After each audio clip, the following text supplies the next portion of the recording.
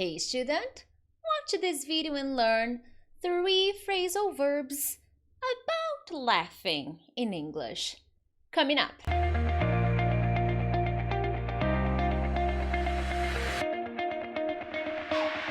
Hey friends, it's Teacher Prix here with another video to help you talk to anyone, anywhere, anytime in English. First of all, thank you so much for joining me on another lesson. I don't know when you're watching this, but for me it's Monday and I love Mondays because on Mondays we have phrasal verb lessons. So if you're new around here, from Monday to Friday, I post different kinds of English lessons, grammar, vocabulary, phrasal verbs, idioms, listening tips, study tips, speaking tips, because I want to make sure that you become a better and more confident English speaker. So consider subscribing, my friend. Now let's dive into the content. Today we are going to talk about laughing. And I'm wearing yellow, and the slide has a little bit of yellow. We're matching because I like matching. Anyways, my friends, so today I'm going to be showing you 3 phrasal verbs about laughing. They don't necessarily use the word laugh, okay?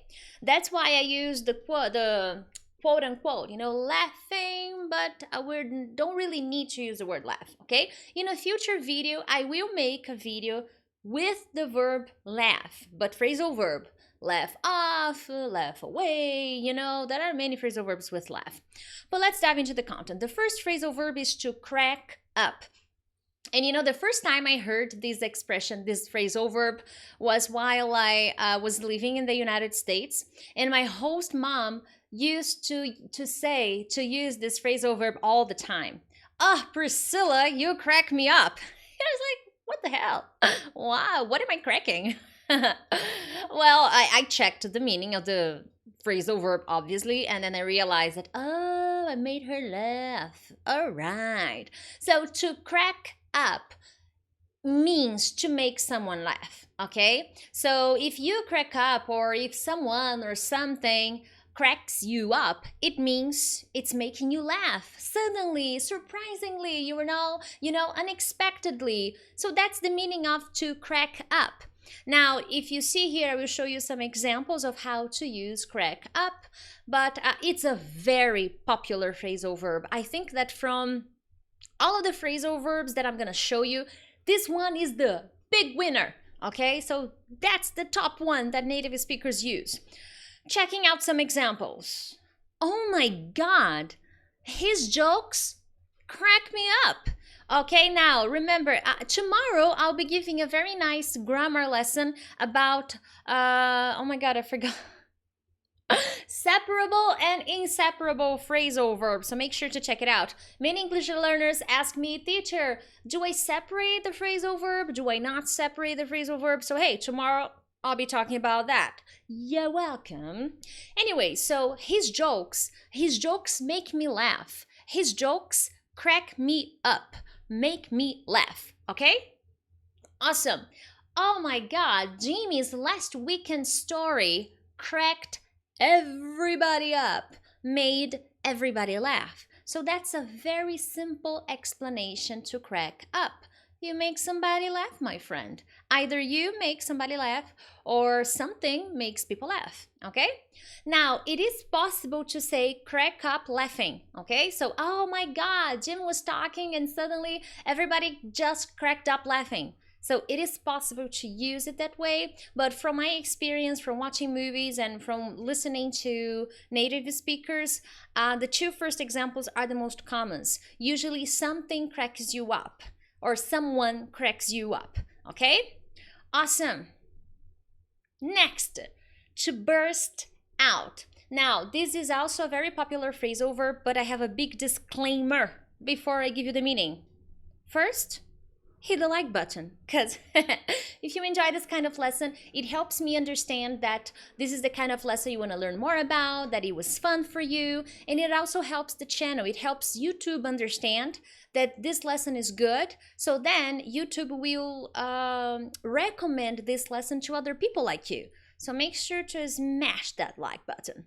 But that's not really the disclaimer. The disclaimer is you can use burst out with other ideas. It's not necessarily to just laugh, okay? So if you check the dictionary, don't be surprised because there are many other uses.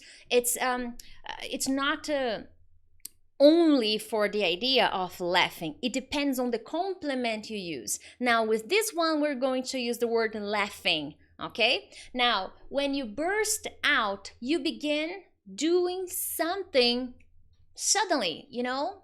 It happened. You were not expecting, you were not planning.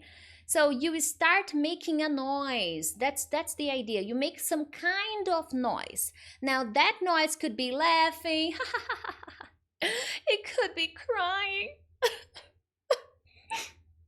Or it could be something else, okay? But these are the most popular meanings. Laughing and crying. This is usually the common collocation. Native speakers who use burst out, they usually use with laughing, crying, but these are the most popular ones. But remember, it's not, I'm trying to think of the word that I want to say. This is not particularly used only for laughing. It can be used for crying or for other noises. You begin doing something. In this case, you begin making a noise, such as laughing aloud or crying, okay? But it's very commonly used by native speakers. The first two ones are very commonly used, okay? Now, the class burst out laughing. So you need to use the word laughing after burst out, okay? And why am I showing you this construction? Well, many English learners do not know this idea. So they don't use it, okay? So this is a very, very common phrasal verb. And when you use burst out, you have to use the word laughing next to it, okay? Oh, the kids burst out laughing when they saw their dad's Halloween costume. Hey, Halloween this week. I'll make a special Halloween video on Thursday and it's going to be live.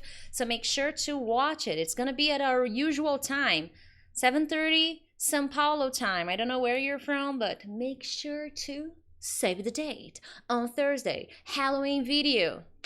Lots of spooky stuff. Anyway, so the class burst out laughing, or the kids burst out laughing when they saw their father's costume. So here, remember the idea. Suddenly, they were not laughing. They were not doing anything. So imagine the kids. They are in the living room, playing together, when suddenly their father comes in with a very, very strange costume. So the kid's reaction is to burst out laughing. Oh my God, look at Dad's costume. It's ridiculous. Well, it's possible. So that's the idea of bursting out, okay? And the final one for my students who like British English. So I'm going to be showing you in a very fake British accent. I suck at British accent. Anyway, to crease up. To crease up is a synonym of crack up. It's the same idea, but it's another option. It's to start laughing, okay? When you crack up, you start laughing because someone or something cracked you up. Something made you laugh. So when someone creases you up, it's making you laugh. But this is very popular in British English, okay? Now, in my channel, if you paid attention, I don't really focus on British English a lot, but because I was making this video about laughing and phrasal verbs, I realized this would be a good option. I have seen in some British movies and talk shows people using crease up, so this would be the perfect, tonight's video is the perfect time to show you. All right, so let's take a look at some examples. Hey, you really crease me up. What is that? You really make me start laughing. You make me laugh, okay? Your stories crease me up, okay? That look on his face. So maybe he was making a funny face. Maybe imagine your friend. Your friend is looking at you and his face looks very funny. So that look on your friend's face creased you up, okay? So that's the idea. Now, if you use this in the United States, it may not be so common. I would definitely recommend you use crack up or burst out laughing, burst out crying if you're crying, you know. Who knows? Anyways, my friend, I got a question for you and I want you to come back here in the comments to participate.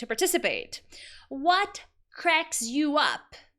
I want to know. I want to know about what makes you laugh. What cracks you up? Let me know in the comments. And if this video was valuable to you, if you enjoyed this lesson, make sure to share it with your friends. By sharing this lesson, you help the channel grow. We're more than 100,000 subscribers. Yeah. So you made this happen. You made this possible. So keep sharing the love and the lessons. Other than that, thank you so much. And I will see you tomorrow for another English lesson.